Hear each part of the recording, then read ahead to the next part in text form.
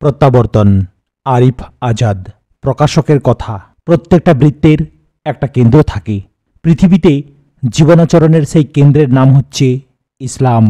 এটি আল্লাহ সুবহানাহু ওয়া তাআলার কাছে মনোনীত একমাত্র ধর্ম, চির শাশ্বত ধর্ম।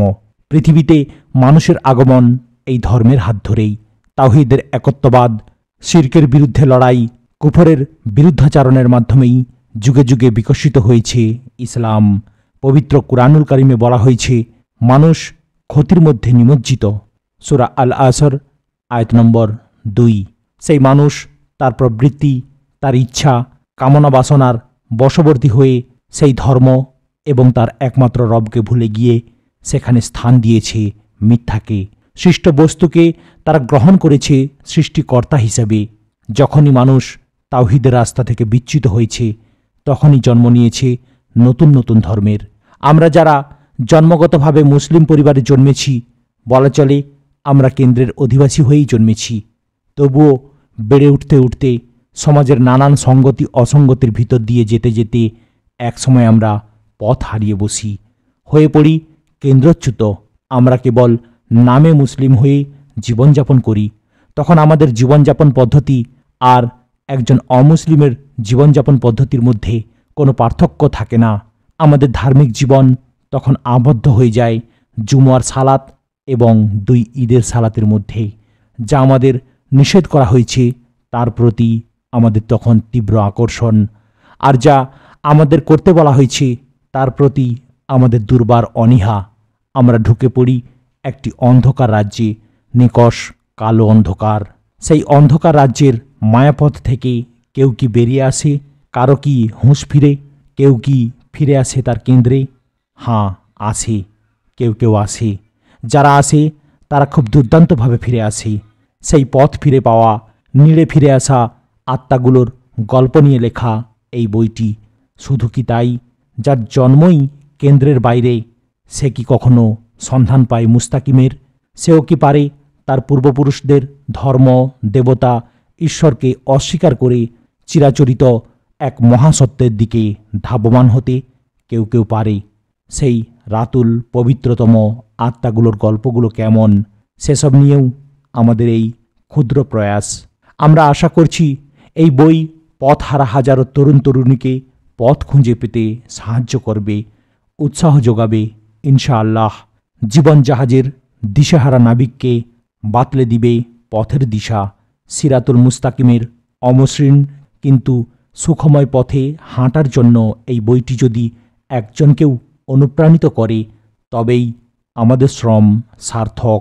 আল্লাহ রাব্বুল আলামিন আমাদের কাজগুলোকে কবুল করুন, আমিন। সম্পাদকের কথা। পথ অনেকগুলো, প্রতিটি পথের রয়েছে অনেক পথিক। কিছু আছে বক্রপথ। এই পথগুলো ধরে ধরে হাঁটতে গিয়ে কেউ কেউ নিজেকে হারিয়ে ফেলে। কিছু পথ জুড়ে আছে কেবল অন্ধকার আর অন্ধকার। সেই অন্ধকার আপন করতে গিয়ে কেউ কেউ তার অতল গহরে তলিয়ে যায়। আবার এসবের বাইরেও একটি পথ আছে, সেই পথটির নাম সিরাতুল মুস্তাকিম। সিরাতুল মুস্তাকিম অর্থ হল সরল পথ। সোজা বক্রতাবিহীন একটি পথের নামই সরল পথ। আল্লাহ রাব্বুল আলামিন আমাদের পৃথিবীতে পাঠিয়েছেন এই পথের পথিক হওয়ার জন্যই। কিন্তু পৃথিবীতে এসে সাময়িক শক্তি, সম্পদ, ঐশ্বর্য, মেধা আর আভিজাত্যের ভিড়ে আমরা ভুলে যাই আমাদের শেকড়ের কথা। আমরা ভুলে যাই আমাদের শেষ গন্তব্যস্থলের কথা। আমরা অধ্যত্ত হয়ে পড়ি, অহংকারী হয়ে উঠি।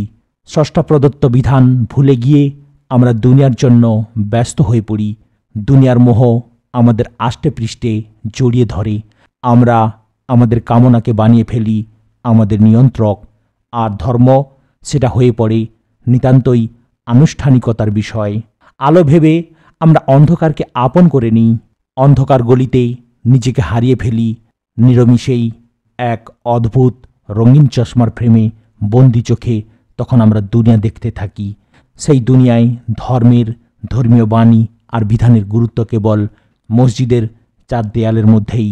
সভ্য মনুষ্য সমাজে সেসবের কোনো প্রয়োজন থাকতে পারে না। এমনিভাবেই আমরা কতক বেড়ে উঠি আগাগোড়া শেকড় ভুলে। কিন্তু আমাদের কেউ কেউ যারা ভ্রান্তির চোরাবালিতে তলিয়ে যাচ্ছি, ক্রমেই হঠাৎ করেই সন্ধান পাই সত্যের, খোঁজ পেয়ে বসি আলোর। সেই আলোর ঝলকানি চোখে লাগতেই আমাদের রঙিন চশমার কাঁচ ভেঙে গুঁড়ো হয়ে যায়। আমরা জেগে উঠি, হারানো শেকড়ের সন্ধান পেতে ব্যাকুল হয়ে পড়ি। আমাদের অন্তরাত্মা তখন সত্যের অমৃত সুধা পানের জন্য অস্থির হয়ে ওঠে। আমাদের সেই ফিরে আসার গল্পগুলো কেমন, সেই গল্পগুলো নিয়েই সাজানো হয়েছে এই বইটি। আল্লাহ রাব্বুল আলামিনের দরবারে লাখো শুকরিয়া যে আলহামদুলিল্লাহ কিছু ভাই এবং বোনদের দিনে ফিরে আসার গল্প এখানে আছে। এই গল্পগুলো পড়তে গিয়ে বারবার অশ্রুসিক্ত হয়েছি। নিজের সীমাবদ্ধতা যেন বারবার আমার সামনে ফুটে উঠেছে। বইটি উঠতি যুবক যুবতীদের, যারা দিন থেকে দূরে, তাদের জন্য দিনে ফেরার পথে সহায়ক হবে ইনশাআল্লাহ। আল্লাহ আমাদের প্রত্যেককে কবুল করুন, আমিন। সরল পথের খোঁজে। Mohammad Ruhul Amin, MBBS, Shaheed Suhrawardy medical college. দিনের বাইরে বড় হওয়া একজন কিশোর যেভাবে যে পরিবেশে বেড়ে ওঠে, আমার বেড়ে ওঠার গল্পগুলোও ঠিক সেই রকম। খুব ডানপিটে স্বভাবের ছিলাম। মানুষকে কষ্ট দেওয়া, পশু পাখিকে কষ্ট দেওয়া, বন্ধুদের সাথে মিলে অন্যের বাগানের আম চুরি করে খাওয়া, আব্বুর পকেটের টাকা চুরি করা, আত্মীয় স্বজনের সাথে খারাপ আচরণ করা, স্কুল পালানো, সিনেমা হলে যাওয়া, পূজা মণ্ডপে যাওয়া ইত্যাদি ছিল আমার জীবনের নিত্য নৈমিত্তিক কাজ। বাড়িতে নামাজ পড়তেন শুধু আমার মা। বাবা নামাজ পড়তেন না, শুধু পড়াশোনার জন্যে বকাঝোকা করতেন। মা যদিও নামাজের জন্য হালকা বকাবকি করতেন, কিন্তু দেখা যেত জুমার দিন জুমার নামাজেও আমি যেতে চাইতাম না। নামাজে যাওয়ার কথা বলে অন্যদিকে চলে যেতাম। আমি ছিলাম প্রচণ্ড রকম সিনেমার পোকা। তখন আমাদের বাড়িতে টেলিভিশন ছিল না। পাশের বাড়িতে সিনেমা দেখতে দেখতেই আমার বেশিরভাগ সময় কাটত। আমার এমন ডানপিটে স্বভাবে মা আমার উপর চরম বিরক্ত হয়ে উঠলেন। অবশ্য বিরক্ত হবারই কথা। বাবা আমাকে কথা শোনাতেন কম। আমার কৃতকর্মের সমস্ত ঝাল তিনি মায়ের উপরেই ঝাড়তেন। মায়ের আস্কারাতেই আমি মাথায় চড়েছি, নষ্ট হয়ে গেছি, কুপথে চলে গেছি ইত্যাদি নানান কথার বাণে জর্জরিত হতেন আমার মা। মা একদিন করলেন কি, আমাকে পাশের বাড়ি থেকে ধরে বাসায় নিয়ে এলেন।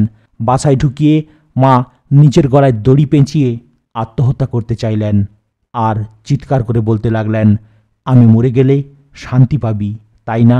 এই দেখ আমি মরে যাচ্ছি। আমি ছিলাম আমার বাবা মায়ের একমাত্র ছেলে। পরপর 6টা মেয়ে সন্তানের পর আমি নাকি তাদের কাছে আল্লাহর বিশেষ নেয়ামত হিসাবে জন্মেছি। রক্ষণশীল সমাজের চোখে তখন ছেলে সন্তান মানেই সব কিছু, আর মেয়ে সন্তান মানেই বোঝা। আমার বাবা মায়েরও এরকম ধারণা। তারা ভাবতেন আমি তো তাদের অন্ধকারে আলো স্বরূপ, বৃদ্ধ বয়সের লাঠি। এই জন্য আমি তাদের কাছে ছিলাম আদরের দুলালের মতো। সেই আমি যখন এরকম বেঁকে বসলাম, তখন তারা দুজন আমাকে নিয়ে খুব হতাশ হয়ে পড়লেন। এরপর হঠাৎ একদিন বাবা অসুস্থ হয়ে পড়লেন। বাবার চিকিৎসা চলাকালীন আমার পড়াশোনায় যাতে কোনো রকম ব্যাঘাত না ঘটে, সেজন্য আমাকে আমার বড় আপুর বাসায় পাঠিয়ে দেওয়া হলো। আপুর শ্বশুরবাড়ির পরিবেশটা ছিল আমাদের পরিবেশের চেয়ে পুরোটাই ভিন্ন। পড়াশোনার জন্য চমৎকার একটা পরিবেশ বলা যায়। আশপাশের লোকগুলোও যথেষ্ট ধার্মিক, সবাই নিয়মিত নামাজ পড়ে, পর্দা হিজাব করে চলে। এরকম ভালো একটা পরিবেশে এসে আমি যে একেবারে বদলে গেলাম তাও না। আমার দুরন্তপনা, ডানপিটের স্বভাবগুলো তখনও বলবৎ ছিল আগের মতোই। আমি খুঁজে খুঁজে আশপাশ থেকে আমার স্বভাবের ছেলেগুলোকে বের করলাম। তাদের সাথে আড্ডা দিতাম, সময় কাটাতাম। আপুর শ্বশুরবাড়ির সবাই যেহেতু ধার্মিক শ্রেণী ছিলেন, আমি নামাজ না পড়লে কেমন যেন একটু বেমানান দেখায়। সমালোচনার ভয়ে মসজিদে যেতে হতো, কিন্তু মন থেকে নামাজ পড়তাম না কখনোই। বন্ধুদের সাথে খেলাধুলা, আমোদ ফুর্তি করতাম, সিনেমা দেখতাম, নাচতাম, গান গাইতাম, কিন্তু মানসিক তৃপ্তিটা আর পেতাম না। একদিন সিনেমা দেখার জন্য টিভি অন করলাম। চ্যানেল পাল্টাতে গিয়ে হঠাৎ আবিষ্কার করলাম কোনো টাই পরা একজন লোক খুব স্মার্টলি কোরআন হাদিসের কথা বলছেন। তার লেকচার শোনার জন্যে নয়, বরং তার কোট আর টাই যেন তার প্রতি আমার কৌতূহলের মাত্রাটা আরও বাড়িয়ে দিল। ইতিপূর্বে কোট টাই পরা কোনো লোককে তো কখনো হাদিস বলতে দেখিনি। চ্যানেল পাল্টালাম না, শুনতে লাগলাম। একটু পরে বুঝতে পারলাম তিনি একজন ডাক্তার। কিন্তু একজন ডাক্তার ডাক্তারি না করে ধর্মপ্রচারে নামল কেন, সেটা আমার মাথায় ঢুকল না। লেকচারের এক পর্যায়ে শুনি লোকটি নিজেকে তুলনামূলক ধর্মতত্ত্বের ছাত্র বলে ঘোষণা দিচ্ছেন। আমি অবাক হলাম। একজন ডাক্তারের তো ডাক্তারি বিষয়ে বিশেষজ্ঞ হবার কথা। মেডিকেল সায়েন্সের কঠিন কঠিন টার্ম তিনি মুখস্থ করবেন, হাত উঁচিয়ে উঁচিয়ে সেসব মানুষকে বোঝাবেন, এটাই তো স্বাভাবিক। কিন্তু এ আবার কেমন ডাক্তার যিনি কঠিন মেডিকেলীয় টার্মের বদলে স্টেজে দাঁড়িয়ে কোরআনের আয়াত নম্বর, হাদিস নম্বর, ফতোয়া নম্বর, বেদ, গীতা, রামায়ণ, বাইবেল, ত্রিপিটক থেকে এক নিঃশ্বাসে বলে যান। একটু থামাথামি নেই। স্টেজের সামনে রথী মহারথী সেলিব্রিটি ধর্মগুরুরা আছেন। সবাই এই লোকের উপস্থিত বক্তৃতা, মেধা আর তার প্রয়োগ দেখে অবাক। একটু পরপরই সবাই হাততালি দিয়ে লোকটাকে অভিবাদন জানাচ্ছে। একটা লোক কিভাবে এত কিছু একসাথে মুখস্থ রাখে, তাও আবার বইয়ের নাম, পৃষ্ঠা নম্বর, লাইন নম্বর সহ। আমি অভিভূত হলাম, এটা কিভাবে সম্ভব। ছোটবেলায় শুনেছিলাম কোনো এক বিখ্যাত ব্যক্তি নাকি যে কোনো বই একবার পড়েই বইয়ের পাতা ছিঁড়ে ফেলতেন। এর কারণ একবার পড়লেই নাকি তার সব মুখস্থ হয়ে যেত। সেই বিখ্যাত ব্যক্তিকে আমি দেখিনি, কিন্তু কোট টাই পরা এই লোকটিকে দেখে আমার মনে হলো আল্লাহ তাআলা মনে হয় কাউকে কাউকে অসীম অনুগ্রহ দান করে থাকেন। ইনিও তাদের মধ্যকার একজন। যে চ্যানেলে এই লোকটিকে প্রথম দেখি সেই চ্যানেলটার নাম পিস টিভি। আস্তে আস্তে নিয়মিত এই চ্যানেল দেখা শুরু করলাম। টিভি অন করে পিস টিভি খুলে বসে অপেক্ষা করতাম কবে আসবে সেই কোট টাই পরা লোকটি, কখন শুনব তার মনোমুগ্ধকর কথামালা। লোকটির নাম জাকির নায়েক। ডাক্তার জাকির নায়েক জন্মেছেন আমাদের পাশের দেশ ভারতে। নিয়মিত পিস টিভি দেখার মধ্য দিয়ে আমি খেয়াল করলাম আস্তে আস্তে আমার মাঝে কিছু পরিবর্তন আসতে শুরু করেছে। নামাজ পড়া শুরু করলাম নিয়মিত। একসময়ে লোক দেখানো কিংবা নেহাত সমালোচনার ভয়ে নামাজ পড়লেও এরপর থেকে মন থেকেই নামাজ পড়তে শুরু করলাম। আখেরাতের ভয় মনের মধ্যে জেঁকে বসেছে। তখন ওয়াজ মাহফিলগুলোতে যাওয়া শুরু করলাম। জামায়াতবদ্ধভাবে নামাজ পড়ার অভ্যাস গড়ে তুলতে লাগলাম। বন্ধুদের নিয়ে আর সিনেমা দেখতে যাই না, আড্ডা দিই না, অহেতুক সময় নষ্ট করি না। দিন তখন আমার ধ্যান জ্ঞানে পরিণত হতে শুরু করল। আমার জগৎ তখন ঘুটঘুটে অন্ধকার থেকে আলোর দিকে ধাবমান। আমি আবিষ্কার করলাম আমার অন্তরে শান্তির মোলায়েম বাতাস দোলা দিয়ে যাচ্ছে। আলহামদুলিল্লাহ। নিজের ঈমানকে পাকাপোক্ত করা এবং আমলের পরিমাণ বাড়ানোতেই তখন আমার সব রকম মনোযোগ। দাঁড়ি টুপিতে তখন আমি যেন এক ভিন্ন জগতের বাসিন্দা, যে জগতে মৃত আত্মারা প্রাণ ফিরে পায়, মৃত অন্তর ফিরে পায় তার চিরন্তন সজীবতা। নিজের একাডেমিক পড়াশোনাতেও আগের চেয়ে বেশি মনোযোগী হতে শুরু করেছি। স্টুডেন্ট হিসাবে কখনোই খারাপ ছিলাম না। প্রাইমারি, মাধ্যমিক সবগুলোতেই স্কলারশিপ পেয়েছি এবং জেলার মধ্যে প্রথম হয়েছিলাম। কেবল পড়াশোনায় ভালো হওয়ার ফলে সকলের কাছে আমি প্রশংসার পাত্র ছিলাম। কিন্তু যখনই আমি দিনে ফিরে আসি, দাঁড়ি রাখি এবং নামাজ রোজার প্রতি ঝুঁকে পড়লাম, আমার চারপাশের চেনা পরিবেশটাই যেন হঠাৎ করে আমার কাছে অচেনা হয়ে গেল। আমার কাছের মানুষগুলোই যেন দূরে সরে যেতে লাগলো। দাঁড়ি রাখার ফলে কত লোকের কত কটু কথা যে শুনতে হয়েছে আমাকে, তার ইয়ত্তা নেই। আমার দাড়ি নিয়ে স্যারেরা বিদ্রূপ করত। আমাকে দেখিয়ে দেখে বলতো, ছেলেটা আবার জঙ্গির সাথে যোগ দিল নাকি। কিছু কিছু আত্মীয়দের কাছে শুনেছি আমাকে নিজের আত্মীয় বলে পরিচয় দিতেও নাকি তারা সংকোচ বোধ করে। কেন? কারণ আমার দিন, আমার লেবাস। মাধ্যমিকের পরে ইচ্ছে ছিল নটর ডেমে ভর্তি হব। পরে শুনলাম সেটা নাকি খ্রিস্টানদের কলেজ, সেখানে ভর্তির জন্যে ক্লিন শেভড হতে হয়। ভয়ে নটর ডেমে পড়ার ইচ্ছাটাকে মাটি চাপা দিয়ে দিলাম। সবচেয়ে ঝামেলার মধ্যে পড়তে হয় যখন এইচএসসিতে রাজশাহী পড়তে যাই। তখন বাংলাদেশে তখন অস্থিতিশীল রাজনৈতিক অবস্থা বিরাজ করছিল। সবদিকে দাড়ি টুপিওয়ালা লোকদের ধরপাকড়, মারমার অবস্থা। আলহামদুলিল্লাহ, ক্যাম্পাসে এক কঠিন অবস্থা বিরাজমান থাকা সত্ত্বেও আমি সুন্নাহর উপর অটল দৃঢ় ছিলাম। এরকম কঠিন অবস্থার মধ্য দিয়ে যেতে হয়েছে আমাকে। একদিকে কাছের মানুষদের বিমুখতা, একদিকে দাড়ি টুপির উপর খড়গহস্ত পরিবেশ, অন্যদিকে মেডিকেলে পড়ার সুতীব্র ইচ্ছা। আলহামদুলিল্লাহ, মহান রাব্বুল আলামিন আমাকে নিরাশ করেননি।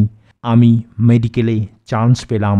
সোহরাওয়ার্দী মেডিকেল কলেজে পড়ার সুযোগ করে দিলেন রাব্বে কারিম। মেডিকেলে আসার পরে মনে হলো নতুন আরেক জগতে চলে এসেছি। এখানকার স্যার আর ম্যাডামদের অবস্থা আরও খারাপ।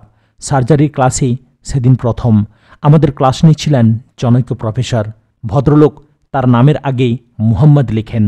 পড়াচ্ছিলেন সার্জিক্যাল ইনস্ট্রুমেন্টস। আমার দিকে বাঁকা চোখে তাকিয়ে বলছিলেন, এটার নাম অ্যালিস টিস্যু ফরসেপ। এটা কিন্তু মুসলমানদের আলী রাদিয়াল্লাহু তাআলা আনহুর ফরসেপ না। মুসলমানদের মাথায় মারামারির চিন্তা ছাড়া ভালো কোনো চিন্তা নাই। আরেকদিন কমিউনিটি মেডিসিনের জনৈক ম্যাডাম আমাকে বললেন, এই তোমরা যে মাটিতে ঢিপ দাও, কি লাভ হয় এতে? আফসোস, অথচ তিনি মুসলিম পরিবারের মেয়ে। ওই একই ডিপার্টমেন্টের অন্য একজন শ্রদ্ধা ম্যাম তার লেকচার ক্লাসে বলছিলেন, আমি শুনলাম তোমাদের হোস্টেলে নাকি নামাজের জন্য চাপ দেয়া হয়। আমি যেহেতু একাডেমিক কাউন্সিলের একজন সদস্য, এ ব্যাপারে অবশ্যই দাবি উত্থাপন করব, যেন নামাজের জন্যে আর ডাকাডাকি না করা হয়। মেডিকেলে একটা ব্যাপার আছে, চাইলেই কেউ স্যার বা ম্যাডামদের বিপক্ষে কথা বলতে পারে না। কেননা আমাদের পাশের বেশিরভাগ নম্বর আসে ভাইভা থেকে। সুতরাং কোনো ভাই যদি এসবের বিপক্ষে মাথা তুলে জবাব দেন আর দুর্ভাগ্যবশত প্রয়োজনীয় তথ্য উপাত্ত দেখাতে না পারেন, তাহলে তাকে আর পাশ করতে হবে না। ওই ম্যাম ভাইভা নিলে তো ফেল করাবেনই, তবে অন্য কোনো স্যার বা ম্যামের মাধ্যমে ফেল করানোর ব্যবস্থাটাও সেরে ফেলবেন। যা বলছিলাম, মেডিকেলীয় জীবনে মুসলমানিত্বের আড়ালে নাস্তিক্যবাদ আর সেকুলারিজমের ছড়াছড়ি। এখানে কেউ দাড়ি টুপি পরলেই হুজুর ট্যাগ পেয়ে যায় এবং এই হুজুরদের ভুলগুলো সবসময় বড় ভুল হিসেবে দেখা হয়। মনে হয় যেন তারা অচ্ছুত, অথচ অন্যরা শত শত ভুল করলেও তাদের সবসময় মার্জনার চোখে দেখা হয়। বিষয়টি সামাজিক কাজকর্মের ক্ষেত্রে যেমন প্রযোজ্য, তেমনি পরীক্ষার ক্ষেত্রেও বলা চলে। আমি যখন প্রথম পেশাগত পরীক্ষার ভাইভা দিচ্ছিলাম, ভাইভা বোর্ডে কোনো একটা প্রশ্নের উত্তর দিতে পারিনি। শ্রদ্ধেয় ইন্টারনাল ম্যাম আমাকে বলেছিলেন, কি হুজুর, নামাজ পড়তে পড়তে তো কপালে দাগ লাগিয়ে ফেলেছ দেখছি, প্রশ্নের উত্তর দিতে পারো না কেন? খালি নামাজ পড়লেই হবে, পড়াশোনা করা লাগবে না? নামাজের সাথে প্রশ্নের উত্তর দিতে পারা বা না পারার কি সম্পর্ক, তা আমি বুঝিনি সেদিন। ভাইভা বোর্ডে একজন পরীক্ষার্থী সব প্রশ্নের উত্তর দিতে যে সমর্থ হবে এমন নয়, তাই বলে তিনি আমার ধার্মিকতা নিয়ে কটাক্ষ করবেন কেন? নেহাত ইসলাম বিদ্বেষ। অন্য কাউকে এরকম কিছু বলে এতটা মজা তিনি পান না যতটা আমার ক্ষেত্রে পেয়েছেন। নিশ্চয়ই আমার মুসলমানিত্ব নিয়ে তিনি সন্তুষ্ট নন, অথবা অন্যরা যেন নামাজ না পড়ে সে ব্যাপারে তিনি অধিক তৎপর। এসব যে শুধু আমার সাথে হয় এরকম কিন্তু নয়। যারাই আমার মতো দিন মোতাবেক দিন মেনে চলার চেষ্টা করে, তালেবে ইলম হবার চেষ্টা করে, তাদের প্রত্যেকের সাথেই এরকম করা হয়। আমাদের প্র্যাকটিসিং বোনদেরও যে কত ভোগান্তি পেতে হয় তার সাক্ষী আমরা নিজেরাই। কিছু কিছু ক্ষেত্রে বোনদের ভোগান্তিটা অনেক বেশি। প্যাথোলজি ডিপার্টমেন্টের আমাদের জনৈক ম্যাডাম মেয়েদের পর্দা করা একদমই সহ্য করতে পারেন না। একদিন ক্লাসে বললেন, হিজাব পরতে এবং খুলতে তো অনেক সময় লাগে, এই সময়টা প্র্যাকটিক্যাল লেখার ব্যয় করলেও তো বেশ কাজে আসে। এমন মন্তব্যে মাথা নিচু করে ঝিম মেরে সহ্য করা ছাড়া আমাদের আর কী বা করার থাকে। যেসব বোনেরা হিজাব পরেন তাদের জঙ্গি বলে সম্বোধন করা হয়। শ্রদ্ধেয় আরেক ম্যাডাম ক্লাসে যারা দেরি করে আসেন তাদের রোহিঙ্গা বলে গালি দিয়ে পরম তৃপ্তি পান। শুধু কি স্যার আর ম্যাম, দিন পালন করতে গিয়ে ক্যাম্পাসের সিনিয়র বড় ভাই এবং আপুদের যারা মোটা দাগে রাজনীতির সাথে যুক্ত, তাদের কাছে কতভাবে অপমান অপদস্থ হতে হয় তার ইয়ত্তা নেই। কারো বার্থডে সেলিব্রেট না করলে সে উপলক্ষে টাকা চাইলে যদি টাকা দিতে অস্বীকৃতি জানাই, যদি বিভিন্ন দিবসে উপস্থিত না থাকি তো আমাদের অকথ্য ভাষায় অপমান করা হয়। তবুও যে হিদায়তের রাস্তা আমাদের সামনে খুলে গেছে, শত প্রতিকূলতা সত্ত্বেও সেই পথে অটল থাকার চেষ্টা চালিয়ে যাচ্ছি। আলহামদুলিল্লাহ, বন্ধুর এই পথে আমাদের বন্ধু, আশ্রয়দাতা, সাহায্যদাতা একমাত্র আমাদের রব।